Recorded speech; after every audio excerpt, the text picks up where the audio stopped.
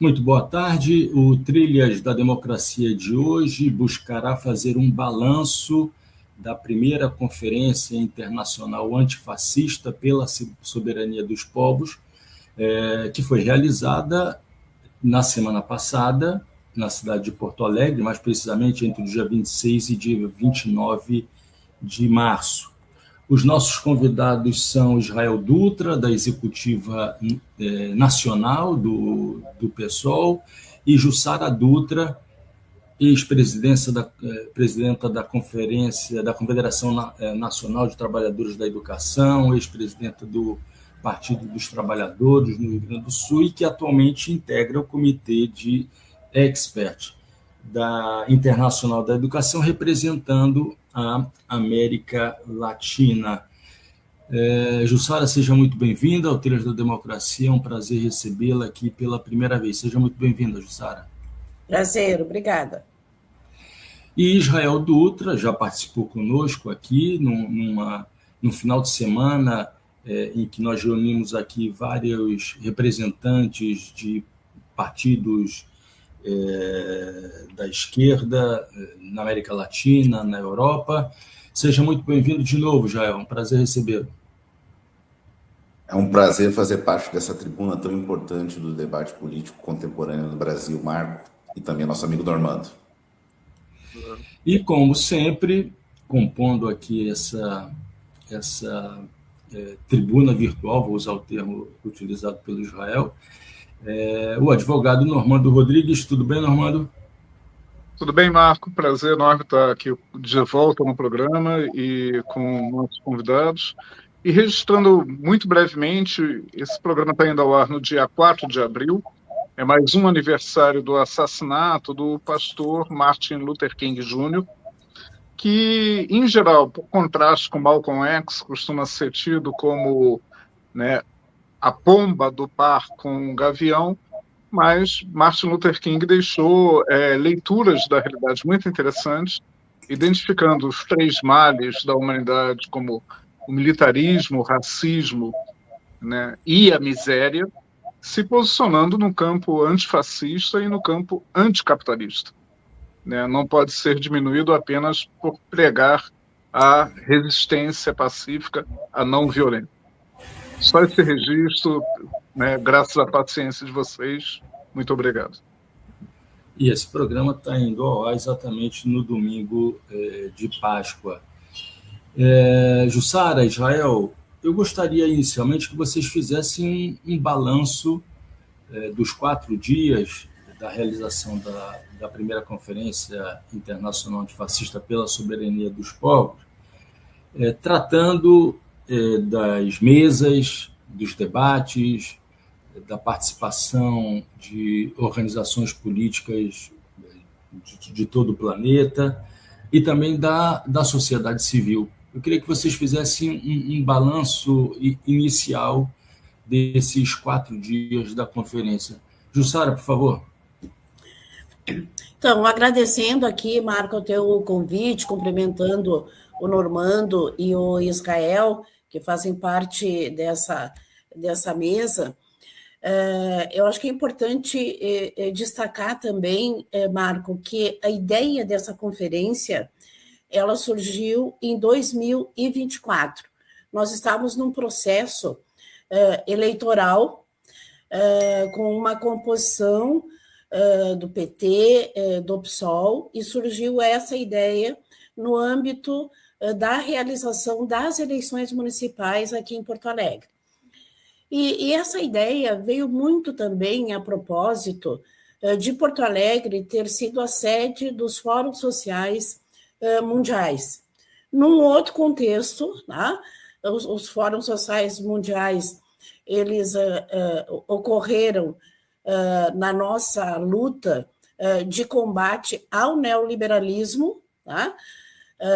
À época, eu acho que nem os estudiosos da história previam que nós teríamos, né, o ressurgimento do fascismo poucos anos depois. Então, nós estávamos, né, nesse contexto, né, do debate das eleições municipais aqui em Porto Alegre, teria sido fundamental. Acho que teríamos tido um outro resultado das eleições, embora a nossa composição do PT e do PSOL nós tenhamos ido ao segundo turno, mas como houve enchente, não conseguimos realizar a conferência. Mas isso ia dar uma qualidade ao debate e, na minha opinião, também envolvendo as juventudes, porque as juventudes não participaram daquele debate que foi organizado no início dos anos 2000, que foram os fóruns sociais mundiais, num outro contexto que acabou se agravando, que hoje nós temos muito mais crítica à realidade internacional. Então, planejamos na época, não conseguimos fazer e retomamos essa ideia. E tivemos muitos desafios. Um deles, realizar um evento dessa monta em tão pouco tempo. Mas o evento tinha que sair, porque nós estamos em novos processos eleitorais e esse debate de fundo, esse debate da política, esse debate da realidade que a gente está vivendo no mundo, com tudo que tem acontecido na América Latina, no mundo, as guerras, enfim, como o imperialismo se reinventa, mesmo que seja de uma forma, às vezes, até um pouco ridícula, mas ele se reinventa, então nós precisamos fazer esse combate. Então, resolvemos fazer todo o esforço no sentido de ter representação. Nós tivemos, evidentemente, uma representação maior da América Latina, mas tivemos representação de todos os continentes, Israel? Todos os continentes estavam aqui representados nas conferências que organizamos. As conferências trataram dos grandes temas, fazendo a relação entre o fascismo, os desafios da educação, os desafios da luta feminista, os desafios relacionados ao mundo do trabalho, enfim, tentamos relacionar a vida real das pessoas e a influência do fascismo na vida, no trabalho, no presente e no futuro das novas gerações. E acho que nisso fomos bem-sucedidos, porque tivemos uma presença muito expressiva das juventudes debatendo temas como a questão ambiental, como os feminicídios, mas principalmente tendo a compreensão do que está acontecendo no mundo, que isso tem impacto na vida cotidiana e isso também tem impacto no processo que nós estamos vivendo novamente aqui no Brasil, que é no processo eleitoral, que a gente tem candidaturas declaradamente fascistas e nós precisamos fazer esse combate. Então, não vou falar mesa por mesa, acho que o Israel também vai abordar essa questão, mas só destacar. Então, nós tivemos as conferências, que foram espaços de participação de todos e todas que estavam inscritos, mas tivemos também um turno destinado às atividades autogestionadas e outras que foram nos intervalos da programação oficial. E essas autogestionadas, elas atenderam também públicos específicos mobilizados aqui para a conferência para tratar da sua intervenção social, política, nesse contexto por meio das entidades que representam e das lutas que representam. Tivemos uma marcha muito bonita, onde apresentamos aqui as nossas armas, que as nossas armas, as nossas bandeiras, a nossa vontade, a nossa disposição. Logo, coincidentemente, logo depois, de um outro evento que a direita estava promovendo aqui no Rio Grande do Sul, com todos os seus aparatos, a classe trabalhadora, as classes populares, os intelectuais comprometidos, né, com a história e com o seu tempo. Estávamos todos nós nessa marcha, representando, fazendo. Né? Não fizemos isso, coincidiu, né? Não fizemos um evento dessa envergadura para dar uma resposta a alguém, fizemos um evento para promover esse debate, mas coincidiu. Então, nós mostramos o nosso entusiasmo, né, a nossa disposição, a nossa disciplina, inclusive, para fazer frente, né, a esse que é o desafio histórico, o desafio do nosso tempo. E quero também agregar, hoje, que um dos meus netos completa 18 anos, quero agregar isso, o nosso compromisso com essa geração. Tá? Nós, embora, tá? Eu já sou uma mulher velha, eu não uso eufemismo para dizer isso, tá? Porque eu acho que as mulheres velhas como eu carregam as rugas, mas também carregam a boniteza de quem, né, está sempre na luta, né, para que a luta não envelheça. Então, nesse sentido, eu quero também chamar atenção para o fato de que as juventudes nos deram um exemplo, né, de atenção para os problemas que vivemos no nosso tempo, mas principalmente a juventude organizada. A nossa tarefa na Israel é também buscar a juventude que não está organizada nas nossas representações estudantis, partidárias. Essa juventude nós precisamos conquistar. Passo para o Israel, então, para ele... Sim, Israel, a conferência não aconteceu a frio, né? Ela aconteceu a quente, né? A marcha gigantesca em todos os cantos dos Estados Unidos, o No Kings, na Argentina, a marcha pela memória e contra Milei, a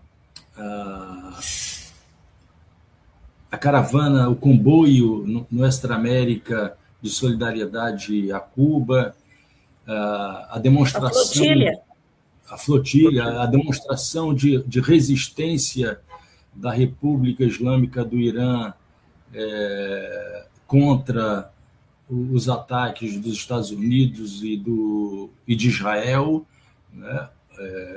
O que demonstra a capacidade de resiliência, né, de um povo contra o invasor imperialista. É esse o objetivo final dos Estados Unidos.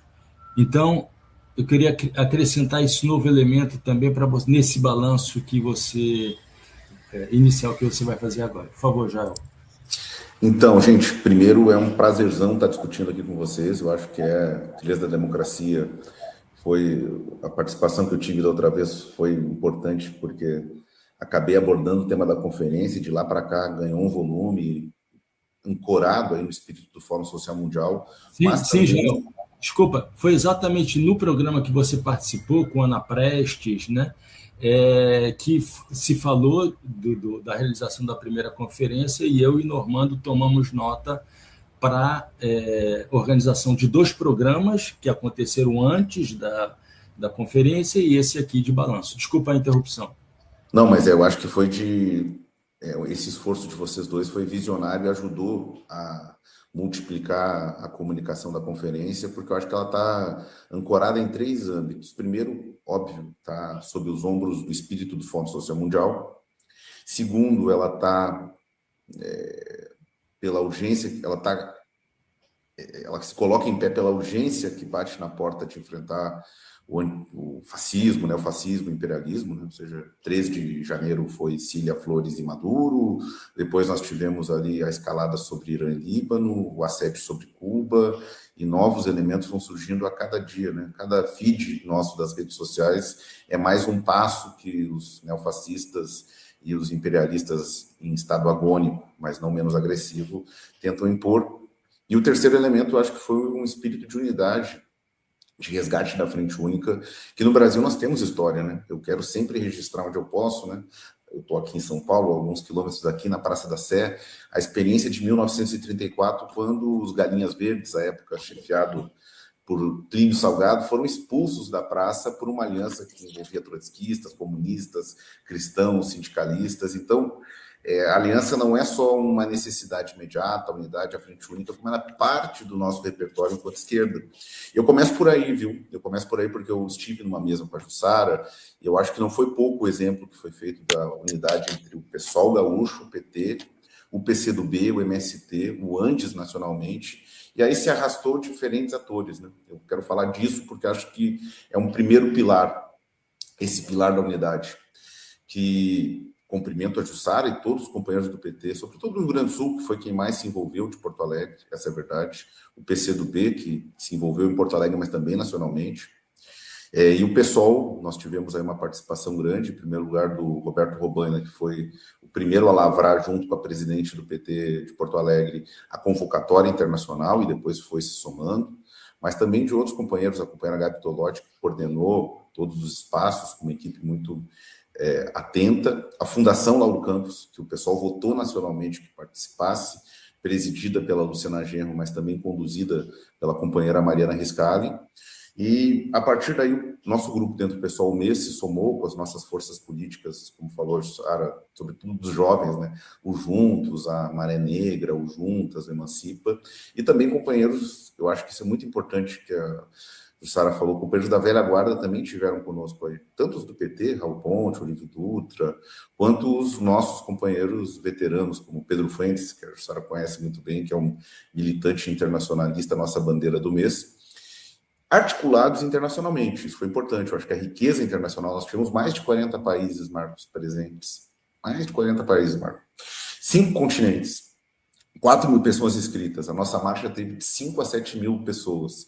Isso foi possível, 110 atividades autogestionadas, 12 conferências, uma pluralidade enorme de debates, todas elas lotadas, inclusive com a inconveniência que uma das reitoras da Universidade de Ciências Médicas, na última hora, tirou seu apoio. Então a gente teve que fazer um esforço redobrado para a garantia dessas atividades. Isso só foi possível porque alguns companheiros internacionais se movimentaram. Destacaria o KDTM, que é o Comitê pela Abolição das Dívidas do Terceiro Mundo, na figura do companheiro Eric Toussaint, que é um militante histórico da Quarta Internacional, mas que sempre teve muita presença em Porto Alegre. A Sara lembra que ele lançou aquele livro A Bolsa ou a Dívida, justamente nesse movimento do Fórum Social Mundial. Então, eu acho que foi um êxito, como diria o nosso amigo Lenin, um triunfo em toda a linha, porque mostrou que temos unidade, mostrou que foi a quente, né? Então, na mesma final de semana, a Argentina estava repudiando o Milei de forma massiva, o Noquins, eu acho que começa aí a ter um Stalingrado, talvez, do Trump, com a combinação das lutas de Minneapolis, do Noquins, a resiliência militar do Irã, isso pode vir a acontecer e as middle terms vão contribuir. Então, Porto Alegre foi um palanque anti-Trump, mais do que qualquer outra coisa. Foi um momento onde as lutas contra o Trump se encontraram, e também algumas delegações importantes. Da Argentina, nós tínhamos 170 pessoas. A mesa que a Jussara participou da Argentina foi excelente, né, Jussara? Foi vibrante, com pluralidade, com debate político a quente. E a próxima conferência, mesmo que no âmbito mais latino-americano, deve ser na Argentina. Os companheiros saíram com essa tarefa, né, Jussara, de reunir-se lá para definir data, formato, mas já foi indicado na Carta de Porto Alegre que a continuidade latino-americana, ao menos, vai ser na Argentina. E foi um acontecimento muito grande em boa hora, porque termino essa primeira parte com isso. O CEPAC, que é a Internacional dos Neofascistas, se reuniu reuniu na Hungria por esses dias. E um dos oradores principais, eu diria, duas das figuras de proa, foi o Milei, que está muito encalacrado na Argentina, porque ele está atado ao Trump quase que com um fio umbilical. Nenhum governante no mundo está tão atado ao Trump quanto o Milei. Eu diria que nem Netanyahu, porque eu acho que o Netanyahu tem uma relação com o Trump, onde ele força o Trump a ter determinadas posturas em consonância, mas ele é o primeiro ponteiro. Por exemplo, no Líbano e mesmo no Irã, ele teve um papel decisivo, mas o Milei não. O Milei é um ventríloco direto do Trump, econômico e politicamente. Então, no CEPAC, nessa reunião internacional fascista, dois oradores importantes foram o Milei e, se não me engano, o próprio Flávio Bolsonaro teve lá, ou pelo menos se correspondeu. Então, nós estamos plantando cara a cara, nós e eles. Essa é a verdade, a Conferência de Porto Alegre, por esses 3 grandes motivos, eu acho, por esse espírito altermundialista do Fórum Social Mundial, pelo que falou o Marco, a urgência desse momento, nenhum outro momento pode ser tão urgente, né? Nenhum outro momento violou tanto a soberania nacional. Nicolás Maduro está preso nos Estados Unidos com a deputada Cília Flores, isso não pode ser esquecido. E pela questão da unidade, pela questão da maturidade da unidade, que coloca de lado os cálculos eleitorais, tanto que na Carta de Porto Alegre todos os setores tiveram que fazer sessões, e coloca a política no posto de comando.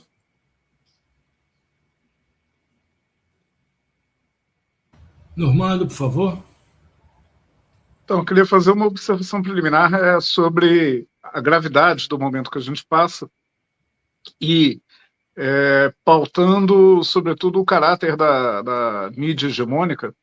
A Jussara fez uma fala tocante, né, que me deixou muito alegre no final, sobre a mulher, a idade e, sobretudo, o combate. O combate é que nos deixa jovem, né? O nosso combate de nós, velhos, deixa a luta fresca e jovem, mas também nos refresca. Foi uma fala muito importante e que contrasta com o momento em que a gente tem a mídia hegemônica transformando um misógino como Flávio Bolsonaro, né, num fascista palatável, né, com um bolsonarista que sabe usar os talheres. Flávio Bolsonaro que 5 anos atrás, em abril de 21, sofreu um acidente numa praia do Ceará, perseguindo e assediando uma mulher que corria na praia com o seu quadriciclo. E a mídia fala do acidente, mas não fala que ele se acidentou assediando e perseguindo uma mulher, o que é impressionante. Mas esse é um pouco, uso esse exemplo antigo para expressar que esse é um pouco o desafio que a gente tem, né, de extrapolar a nossa bolha e falar com a sociedade minimamente civilizada sobre o real caráter do fascismo, sobre quem são realmente nossos inimigos. E, nesse sentido, eu queria provocar os dois a respeito, né, das delegações latino-americanas na conferência. Porque Trump lança o escudo para as Américas, né? Temos a América Latina, né, assombrada por espectros como Milei, Noboa, né, o outro de El Salvador, Bukele, né, Kass no Chile, que entra ao ponto de retirar o apoio estatal à candidatura da Michelle Bachelet, né, ao secretariado-geral. Enfim, como isso repercute nas representações desses países, desses camaradas que estavam na conferência, quais as perspectivas de luta e de transformação que podem ser lidas dessas representações? Normando, eu acho que você aborda uma questão fundamental, porque eu estava conversando esses dias sobre como, quando a gente está num contexto positivo, a gente acha que a história vai andar para frente, e não vai, e não é isso que acontece. Eu lembro, por exemplo, que eu era presidenta aqui do nosso sindicato, do CEPERS, e da CNTE, na época que fizemos a luta contra a ALCA. E nós conseguimos derrotar o Bush, derrotar literalmente, porque ele foi para Mar del Plata, alugou não sei quantos hotéis que ficaram à sua disposição, chegou com pompa e circunstância, mas a gente tinha duas questões que eu acho que eram fundamentais. Nós estávamos num cenário de ter presidentes do campo democrático popular na América Latina e um movimento social muito consistente. Eu lembro, a gente saiu de Porto Alegre aqui de ônibus, levou delegação, né, de todo o sindicato, e derrotamos. Mas nós tínhamos um trabalho preliminar da nossa parte, todos os sindicatos lutando. Eu lembro que nós colocamos, tinha que ser uma coisa modesta, porque as nossas organizações também não têm muita possibilidade financeira, mas a gente conseguiu colocar em praticamente todas as escolas públicas brasileiras um cartaz, não a ALCA. Conseguiu fazer isso. Então, essa mobilização, tá? Todo mundo e os estudantes sabiam o que era a ALCA, tá? De uma forma assim muito modesta fizemos, mas utilizando a nossa capilaridade, tá? A gente está em todo o país, por que não chega essa mensagem? E realmente aquilo funcionou. Então, desses exemplos, a gente vai tirando conclusões que são equivocadas, né? De que a história vai seguindo um percurso, né? De avanços positivos. Naquela época não se tinha ideia, né? De que hoje estaríamos combatendo o fascismo. O fascismo parecia algo que envergonha não apenas a esquerda, mas envergonha qualquer pessoa que mesmo, não sendo de esquerda, tem um sentimento de humanidade, não precisa nem ser teórico, não precisa nem ser estudioso, mas que tem, tá, uma visão de que, bom, feminicídio é uma questão que se relaciona com essa mentalidade, com essa forma, né, que a humanidade vem sofrendo nos dias de hoje.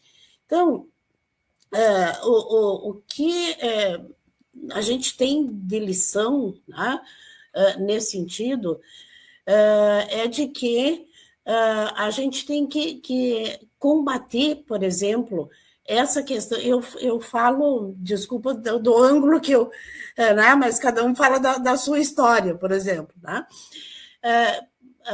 A educação combateu o apoliticismo, sabe? Porque isso é uma herança que a gente traz, né? Desde que a nossa porta de entrada para a vida pública das mulheres foi a educação e a saúde. Então, a gente tem que utilizar isso, tá, para fazer as mudanças também, né, nessas áreas de atuação, evidentemente, né, que somos uma parte, mas uma parte importante na formação de opinião, né? E acho que ter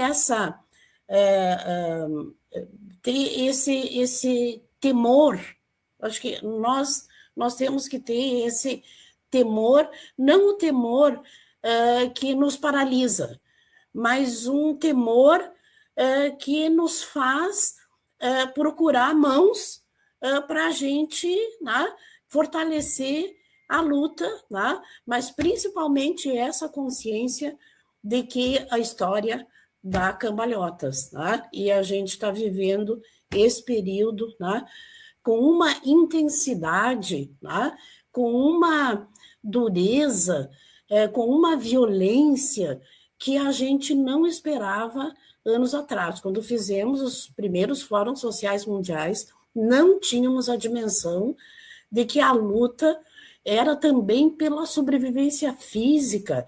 A luta é para preservar o que a gente tinha construído em termos de continente. Por isso que eu estou reportando a ALCA, porque na época da ALCA, a gente tinha Lula, a gente tinha Chaves, a gente tinha vários países aqui no continente com possibilidade de reagir, né? E foi isso que nós fizemos. Agora nós estamos tratando de reconstruir aquilo que a gente já tinha andado, já tinha caminhado, que foi expresso nos fóruns sociais mundiais, num contexto muito mais violento. O Israel fez menção aí, um inventário dos nossos principais desafios mundiais e de como a gente está no continente, que também é verdadeira aquela expressão de que os Estados Unidos acham que a América Latina é o seu quintal e estão tentando retomar o quintal. E nós temos que, por um sentido de sobrevivência, mas também com um compromisso do nosso tempo histórico, né? De a gente fazer a luta, né? Porque outras gerações ainda vão sofrer esses impactos, mas tudo que nós fizermos agora vai contar também nessa resistência, né? Que nós temos que fazer de uma forma articulada. Por isso, a gente, quando discutiu o nome da conferência, colocou o seu título, né? É contra o fascismo, mas é pela soberania dos povos. Eu acho que essa parte que o Israel introduziu é muito importante para o nosso debate e é algo que também nos possibilita mais adesões, tá? Porque é a parte, digamos, positiva da nossa luta. Jael, por favor. Tenho muito acordo com o que falou a Jussara sobre a experiência prática da ALCA por questões políticas, mas é porque a gente, na época, no Rio Grande do Sul, teve muito envolvido. Quando a Jussara e os companheiros eram presidentes do CEPERS, a juventude secundarista estava muito participativa, então a gente ia junto para as escolas, os professores colocavam cartaz, nós fazíamos palestras, alguns alunos mais velhos, então foi um bom mutirão, né? A gente foi 2 vezes para Buenos Aires, na verdade. Uma a gente não conseguiu entrar, lembra, Jussara, que foi quando a gente ficou preso em Payssandu, no Uruguai, lá, que a gente fez protesto, acho que foi 2001. Depois, 2005, no Mar del Plata foi mais fácil. Bom, as delegações latino-americanas representaram um pouco esse atual estágio de ofensiva imperialista e também de resistência. Então, tínhamos representantes da Venezuela, tínhamos representantes de Cuba, tinha o Thiago Ávila, que recém tinha chego do comboio, ficou inclusive algumas horas detido no Panamá, então ele chegou direto para a conferência, e tínhamos algumas delegações especiais. Eu já citei a Argentina, mas seria injusto não citar o Uruguai, onde vários partidos de esquerda e a própria PIT-CNT trouxeram um ônibus para participar, até porque é próximo, né? Porto Alegre é uma cidade vizinha, né? O Rio Grande do Sul é fronteiriço com o Uruguai. Colômbia foi importante, eu acho que destacaria a participação da Donca, que é uma concejal, uma vereadora de Bogotá e membro da direção nacional do Pacto Histórico, que nos alertou a disputa estratégica que está colocada na eleição daqui a algumas semanas da Colômbia, onde uma vitória ou uma derrota do Iván Céspedes mudaria a relação de forças no âmbito da América do Sul. Também destaco Porto Rico, né? Porto Rico está muito conhecido, né? Certamente o Normando, que é um apreciador da cultura, valoriza que o Bad Bunny hoje é uma figura que fala para a massa, né? Então tem sido a voz corrente dos imigrantes na prática, pela essa relação imbricada entre Porto Rico e Estados Unidos. Então tinha uma delegação muito forte do movimento Vitória Cidadã, acho que 12, 15 companheiros de Porto Rico estavam presentes, e companheiros do México também, acho que tinha uma delegação muito forte do México, mobilizada com os sindicatos, com o pessoal dos sindicatos eletricitários, que tem uma tradição de luta, mas também com os companheiros do movimento socialista do Poder Popular. Eu acredito que a América Latina não faltou o encontro nesse caso. Peru também teve representação do Equador, tivemos uma representação também dos países centro-americanos, e se discutiu sobretudo essa continuidade e fazer jus ao que vocês dois, né, Normando e Marco, falaram. Então, uma próxima conferência na Argentina e a possibilidade de fazer algo também na América do Norte, porque estava o Canadá presente, estava o México, o México se disponibilizou em fazer uma conferência regional, que eu acho que é interessantíssimo, porque hoje os Estados Unidos, eu acho que é uma coisa que a esquerda avançou. Muitas vezes a nossa tradição anti-imperialista, que é correta, confundia ou levava a confusão entre a luta contra os governos e o regime dos Estados Unidos e o seu próprio povo, né? Às vezes olhava com desconfiança a esquerda estadunidense. Nessa conferência não foi isso.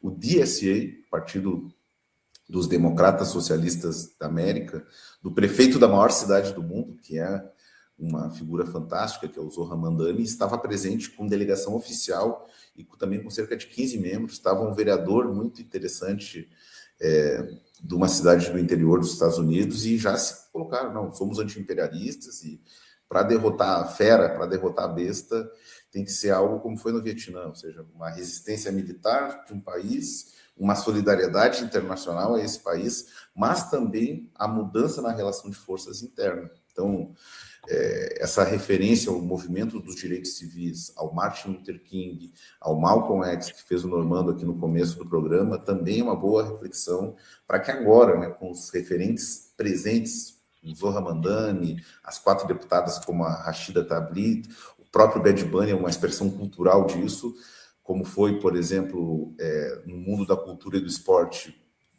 Cassius Clay, depois Muhammad Ali. Hoje nós são essas expressões que estão unificando essas duas esferas da luta, né? E o DSA presente na conferência em Porto Alegre foi muito importante para estender essa mão, fazer essa aliança entre a esquerda estadunidense e a esquerda anti-imperialista latino-americana. Joel, a impressionante participação do Robert De Niro, é um antitrampista, tem se demonstrado um antitrampista radical. A gente tem cerca de 23 minutos para o fim do programa e eu queria agora que vocês fizessem um balanço, uma leitura, uma análise da Carta de Porto Alegre, que foi aprovada ao final da conferência. Eu vou exibir aqui quer dizer, a carta se encontra divulgada em vários espaços. Eu sou leitor assíduo da Terra Redonda. Quem quiser ter acesso à carta pode acessar por esse link no site da Terra Redonda.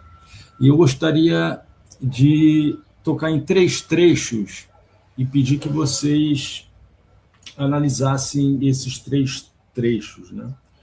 O primeiro trata da relação entre capitalismo, imperialismo, neoliberalismo e fascismo. Peço licença a vocês, são trechos bem curtos, né?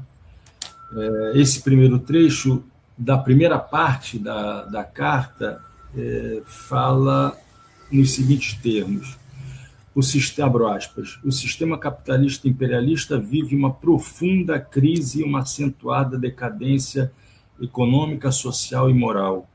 A resposta das potências imperialistas ao seu declínio tem sido o fomento do fascismo em toda parte, a imposição de políticas neoliberais, agressões militares às nações mais fracas e a sua recolonização. Fecho aspas. Esse é o primeiro ponto que eu gostaria que vocês analisassem. O segundo, a retirada da referência à resistência em armas que estava presente no documento inicial do lançamento da conferência. E agora o trecho da segunda parte da carta fala nos seguintes termos, abro aspas, lutamos contra todos os imperialismos e apoiamos a luta dos povos por sua autodeterminação por todos os meios necessários, fecha aspas. Qual o significado da retirada dessa referência ao uso de armas no processo de resistência? E, por fim, a proposta de uma mesa de articulação internacional para unificar, de maneira global, as lutas contra o fascismo e pela soberania dos povos. Na verdade, a segunda proposta, que está na terceira parte, a parte final da carta. abro aspas, tendo em conta a existência de inúmeras organizações e associações voltadas à luta contra o fascismo e o imperialismo, propomos a constituição de uma mesa de articulação internacional para unificar globalmente essa luta e o incentivo à realização de conferências regionais e nacionais antifascistas e antiimperialistas, com o propósito de realizar uma segunda conferência internacional antifascista e pela soberania dos povos, fecho aspas, que Israel já disse que são grandes as possibilidades dela ser realizada, a segunda conferência, em solo argentino.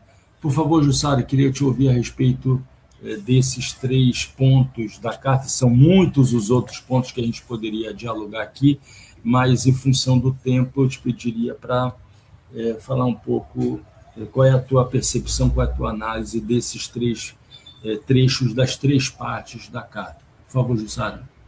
Não, então, a carta procurou colocar a ideia de que a gente persiste no modelo capitalista, né? Esse é o contexto que a gente vive, que era o contexto do Fórum Social Mundial, né?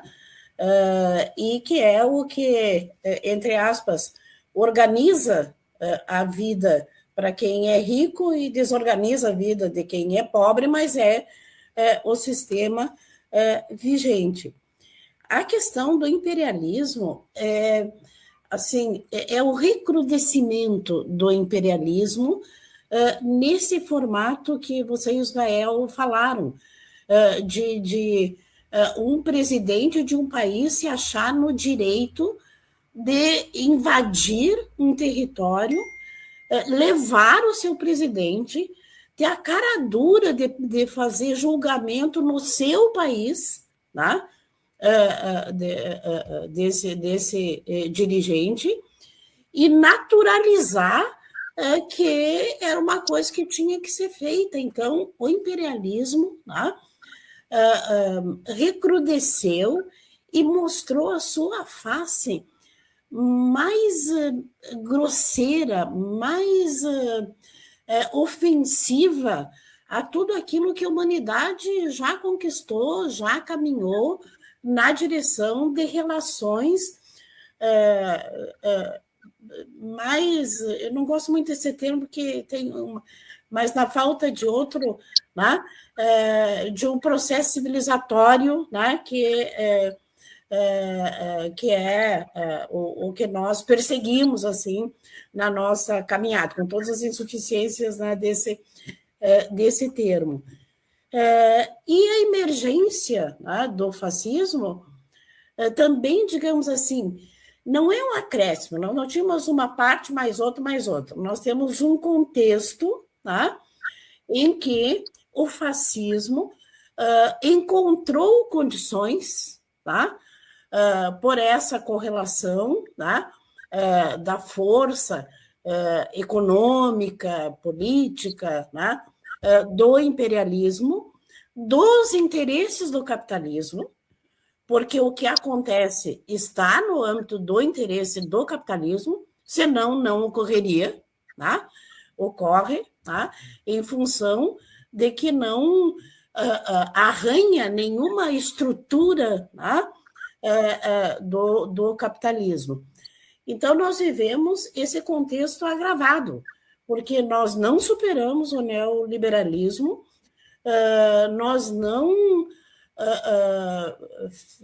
conseguimos fissuras no capitalismo, e aí o fascismo surge nesse contexto, tá, de uma dificuldade, digamos, isso que a gente nem trouxe para o debate, porque, mas isso é importante, de uma reconfiguração do mundo do trabalho, que também nos traz muitos desafios nesse período histórico. Eu, que sou do movimento sindical, né, percebo muito nitidamente, né, como isso está mudando não apenas a configuração dos sindicatos, dos movimentos, mas como também está estreitando, né, as nossas possibilidades em muitas áreas de atuarmos como atuávamos em outras épocas, precisamos também nos reinventar num outro sentido. E tem um aspecto que para a minha geração é muito difícil, mais difícil do que para a geração do Israel, é que também as formas de comunicação modificaram, né? Eu tenho dificuldade de ver quantos WhatsApp eu tenho que abrir na parte da manhã, quantos que eu vou deixar ao meio-dia, isso que não sou uma expert em redes, mas a gente sabe o quanto isso é importante como ferramenta, né, na sociedade que a gente vive. Era só o primeiro ou passo para o segundo e o terceiro ponto, Marco? Não, pode avançar para os dois outros. Sobre a questão da resistência, da questão das armas. A história mostra, né, que nós tivemos circunstâncias, né, em que nós tivemos que fazer uma luta aqui no Brasil, na América Latina, enfim, né, uma resistência também armada, não para fazer uma frente, digamos assim, equitativa com quem nos atacava, mas para mostrar, de fato, uma resistência. Mas na conferência, embora a gente tivesse muitas pessoas que achavam que isso poderia ser mais naturalizado, também optamos por uma redação que contemplasse todas as sensibilidades que estavam presentes na conferência, e esse, né, é um tema, né, que é um tema que não temos posições solidamente uniformes. Temos muita sensibilidade semelhante, muita sensibilidade similar, mas fizemos de tudo para garantir que quem fosse signatário da carta assinasse todos os pontos, todas as vírgulas, né, e todos os significados. Então, essa foi uma razão mais objetiva, o que a gente não teve 100%, tá, de acordo, a redação foi o que contemplasse todo mundo. E a terceira questão da mesa, da articulação da mesa internacional, se deu também como o processo que aconteceu. A gente começou a reunir, aí alguém tinha relação com um sindicato, com uma confederação de outro país, com um movimento, e a gente foi agregando, digamos assim, não teve nenhum critério para não incluir ninguém. Tá? Eu chegava, eu gostaria de colocar os professores da África do Sul, pode colocar. Tá? Então, foi um processo de ir somando. E dessa soma resulta uma pluralidade, que é muito importante, né? Mas um compromisso, digamos assim, de que a gente vá burilando, né, esse grande coletivo no sentido de que ele continue forte, potente, com todos os acréscimos que teve. Por isso, essa ideia dessa articulação permanente, né, que não exclui novas participações. Quem estava na conferência automaticamente está nessa mesa, mas não exclui novos movimentos, porque a gente entende que na dinâmica que a gente quer construir, né, para a conferência, ela não se transforme, digamos assim, num evento periódico, mas ela vai adquirindo, né, o formato de um movimento. E para ser movimento, ele tem que ser permanente, tem que ser aberto a novas participações, tá? Para que realmente consiga fazer o enfrentamento que foi o objetivo da conferência. Israel, por favor. Rapidinho, não, já que a Jussara me ajudou muito respondendo já as questões, eu falaria só sobre esse tema das armas e da mesa. Não houve acordo com essa redação de tomarem armas, mas ela também não está negada na fórmula de todos os meios possíveis. Então, o que está dito aí? Que tem muitos povos que hoje, não estamos falando do passado, recorrem à luta armada como talvez a última possibilidade, o último recurso.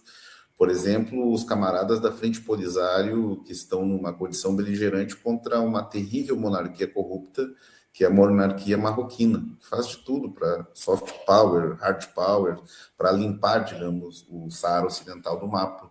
Então, nós não tínhamos como não acolher essa definição, inclusive depois, nas tarefas, está a solidariedade restrita à autodeterminação desse povo. Então, para deixar mais nítido, sobre os imperialismos, aí é um tema também sensível, porque, obviamente, nós temos um entendimento, é uma opinião muito particular do nosso grupo, de que o imperialismo hoje, que traz uma contradição principal, é o imperialismo estadunidense com Trump à frente, porque aí unifica o imperialismo com uma condição neofascista, na estética, na estratégia, no programa e no método de Trump e de Netanyahu, né? Mas há outros imperialismos, né? O imperialismo espanhol está numa profunda crise, nós chegamos a defender o fim da OTAN, que é importante, inclusive hoje eu parabenizo a postura que o governo da Espanha tem, que eu tenho todas as diferenças do mundo sobre vários temas, mas foi a mais altiva dos governos da social-democracia em relação à agressão do Irã, ao contrário do Stammer no Reino Unido, que está sendo, digamos, uma linha auxiliar do Trump. Então, nós temos o imperialismo europeu... Israel, o espaço aéreo espanhol está fechado. Exato. E tem uma tradição anti-OTAN na Espanha muito forte. Foi feito um plebiscito nos anos 80. Mas essa notícia do espaço aéreo é muito importante, das bases também serem fechadas ou serem colocadas em desuso. É todo um novo debate na Espanha que nós temos que olhar com atenção. Então tem o imperialismo europeu, mas tem todo um debate, por exemplo, sobre o papel da Rússia, que nós não queremos entrar a fundo na carta, mas tiveram representantes da esquerda russa, de figuras importantes, a filha de Boris Kargalinsky, que hoje está detido, é um opositor pela esquerda ao regime do Putin, estava presente, o ex-candidato a presidente pelos socialistas, não sei se foi a presidente ou ao parlamento, né, mas que foi um candidato importante chamado Mikhail Lobanov, esteve presente também, depois eu posso até passar as referências, e também companheiros ucranianos de sindicatos, do movimento social ucraniano, que tem uma visão muito crítica, porque estão sob ataque russo. Então, nós não entramos nessa seara no debate da carta, porque isso não nos traria em unidade, deixamos a fórmula imperialismos para que também os povos que se consideram agredidos pelo imperialismo se representassem, se vissem ali, e seguimos o debate, franqueamos o debate a uma série de posições políticas, portanto, houve oficinas autogestionadas muito importantes sobre isso, os ucranianos foram bem recebidos, não foram hostilizados, puderam opinar, puderam debater, vários companheiros têm uma posição, digamos, menos crítica ao Putin também puderam se fazer presentes, então isso foi uma miríade de posições importantes, e a mesa. Por que eu falo na mesa? porque nós tivemos muita riqueza, viu, gente? Marco, Normando, a Jussara viu os turcos, o Partido dos Trabalhadores da Turquia teve representado com seu principal líder, o presidente do partido, e já nos convocou para uma ação anti-OTAN que vai ter ainda no primeiro semestre. A mesa vai ter que expressar um pouco essa pluralidade.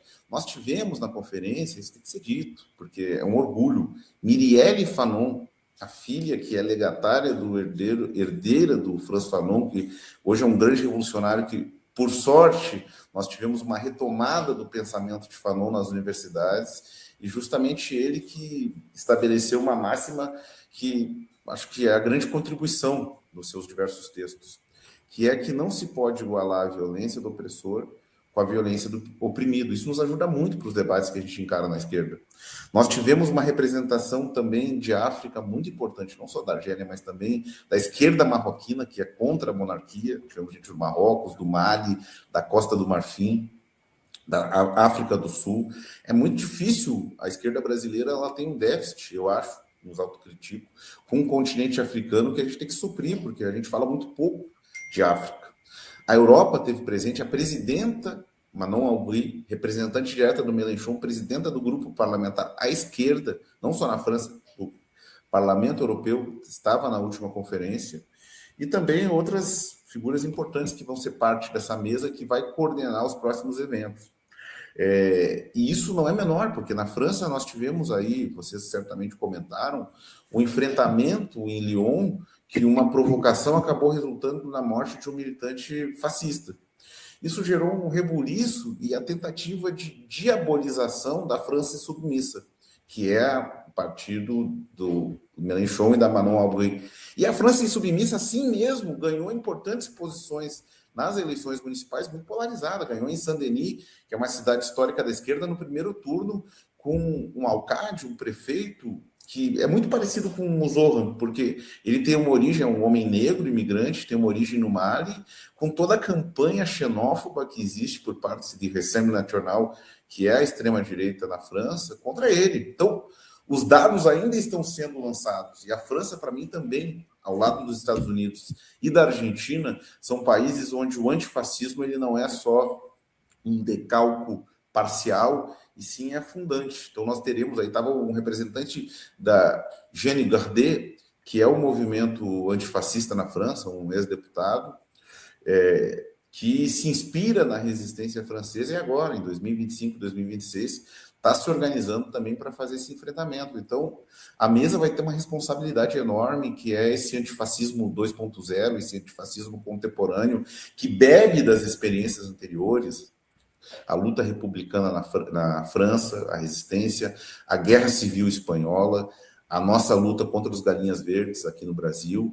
E aí, cada um dos países tem sua história. Na Índia, nós tivemos um companheiro, Sushova, que esteve presente, que está fazendo enfrentamento, e mesmo da longínqua Austrália, fecho com isso, nós tivemos 3 representantes na Austrália. A conferência terminou na segunda. Era segunda-feira já, quando eles estavam enviando a carta, porque era o fuso horário brasileiro aqui, né?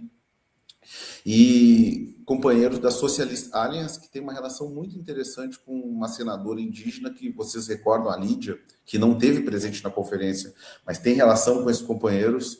Ela fez o escracho ao rei Carlos, né, no parlamento australiano, e ficou muito conhecida, acho que foi em 2004, 2025. Então, a gente está fazendo uma coisa muito bacana, uma composição muito ampla.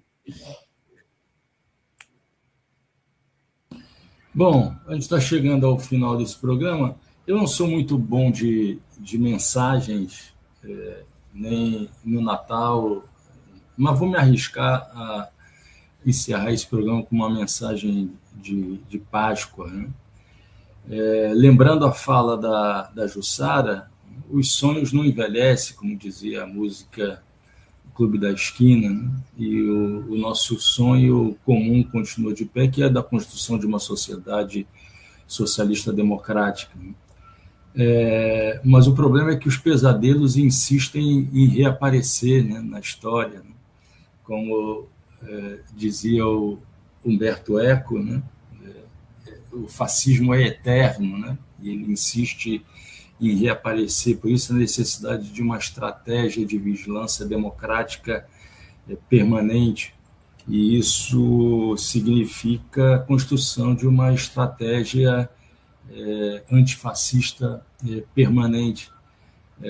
Então, ao lado dessa utopia de que fala o Jussara, de que fala os sonhos não envelhecem, do Clube da Esquina, é preciso sempre muita prudência histórica. Normando, queria que tu também finalizasse esse programa com uma mensagem de Páscoa para a nossa audiência, agradecendo de antemão Jussara, Israel. Nos veremos no decorrer desse ano sinistro, né, que eu espero que finalize com mais 4 anos do presidente Lula à frente da presidência da República, mas será um ano muito, muito bicudo para todos nós, né? Espero contar com vocês em outras oportunidades. Normando, Muito rapidamente. Páscoa, tradicionalmente, é ressurreição, né? Pelo menos na mitologia cristã. Nós temos forças populares e de esquerda ressurgindo. Eu acho que é um momento de transformação, mas é um momento difícil. Temos hoje no Brasil mais nazistas per capita, não per capita, mas em números absolutos, do que na Alemanha nazista, né, nos melhores momentos de popularidade do regime. Temos mais fascistas votando, inclusive, com a Meloni no referendo, do que na Itália, apoiando, né, proporcionalmente o referendo. Mas temos um potencial de transformação em jogo muito grande. Creio que 2026 tem tudo para ser um ano sinistro, num outro significado, à la sinistra, à esquerda. E, nesse sentido, eu agradeço muito a Jussara e ao Israel, não só pela presença aqui, mas pela energia, pelo tempo de vida, pela dedicação de vocês à luta e a realização da conferência, que foi um grande marco. Muito obrigado. Muito Obrigada bem. pela oportunidade. Obrigado. E há 110 anos atrás, também numa Páscoa, a primeira revolução popular na Europa tentava fazer a Irlanda independente. Vale lembrar a revolta da Páscoa, de 16. Os ingleses resolveram ficando com a parte rica do país. Exatamente. O Trilhas da Democracia fica por aqui. Na próxima semana, no sábado, às 17 horas, estamos tentando trazer o deputado federal Chico Alencar para fazer uma análise dessa bicuda sinistra, num outro sentido que não esse da esquerda, da realidade do Rio de Janeiro. E, no domingo, um programa sobre um livro que trata de maneira crítica da classe média, em termos sociológicos, mas também em termos políticos. Não percam, acompanhem o Trilhas da Democracia. Um grande abraço, boa Páscoa de novo para toda a nossa audiência.